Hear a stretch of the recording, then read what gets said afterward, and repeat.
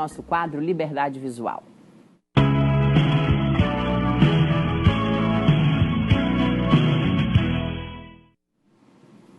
Dr. Fernando Marques já está aqui no estúdio ao vivo conosco. Doutor Fernando, bom dia, muito obrigada pela presença. Essa semana é comemorada, é lembrada, né, a Semana Nacional das Doenças Raras. E na oftalmologia existem também doenças raras que atingem os olhos dos pacientes, não é isso? Vamos focar nessa questão da saúde ocular, mas fazendo menção a essa semana que é tão importante da gente trazer luz, refletir e falar mais sobre o assunto. Bom dia a todos, né? Boa tarde. Enfim, é difícil isso porque essas doenças raras, elas acabam que não acrescentam tanto para o que é mais comum aí no consultório. Mas, lembrando de duas coisas, a Franciele poderia estar conosco porque eu vou falar aqui de duas doenças que são da retina, mas que deve ter algum familiar, a gente deve ter paciente que tem, né? Uma delas é a doença de Coates. A doença de Coates é uma doença vascular da retina, que é congênita, nós vamos falar de duas doenças congênitas, e não tem um componente hereditário, e normalmente ela é marcada em algum período da infância ou da adolescência como se fosse uma catarata congênita, pode haver aquele olho reflexo de gato, reflexo branco. E a doença de Coates é triste porque ela pode evoluir até com perda visual irreversível, né? O caso que a gente tem de doença de Coates Vamos lá. O caso que a gente tem de doença... Está funcionando? Tá ok? Doença de Coates é um paciente muito querido que precisou até da Franciele já operar de retina, evoluiu com descolamento de retina.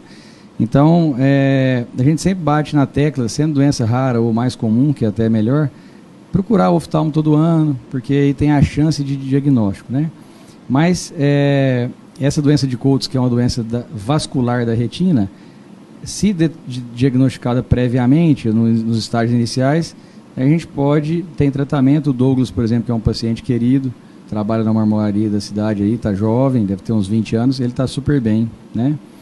E a outra coisa que eu acho que é mais importante, a outra doença é a toxoplasmose ocular, na sua forma congênita. Também é incomum, não vamos dizer que é raro, mas é incomum. O toxoplasma é um parasita que é muito comum na nossa região, então a toxoplasmose ocular é muito comum, né, no nosso meio, mas a forma congênita não. A forma congênita é aquela que a mãe grávida, por isso que é importante ir no pré-natal, se detectado isso no exame de sangue, no início da gravidez, faça um tratamento na mãe, e aí a criança, o bebê, não vai nascer com a cicatriz na área central da visão ocasionada pela toxoplasmose. Então, a toxoplasmose congênita é rara porque evoluiu os pré-natais no sentido de tratar, vacinar, detectar doenças precoces, né? Agora, quando se tem uma criança com toxoplasmose congênita, o que a gente vê é uma cicatriz na área central da visão, então aquela criança não vai enxergar. É muito triste fazer o teste do olhinho e ver uma cicatriz, e às vezes é dos dois lados.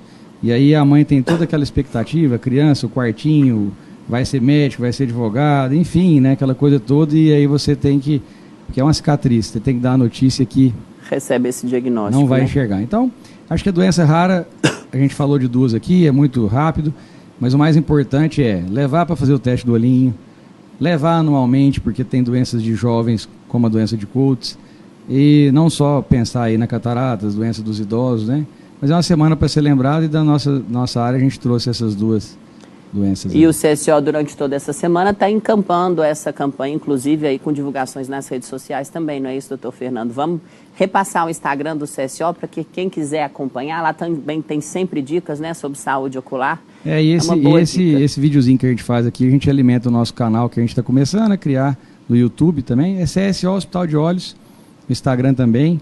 Acaba tendo lá sempre também as dicas, as coisas, as campanhas que a gente faz. Esse ano tem alguns trabalhos sociais.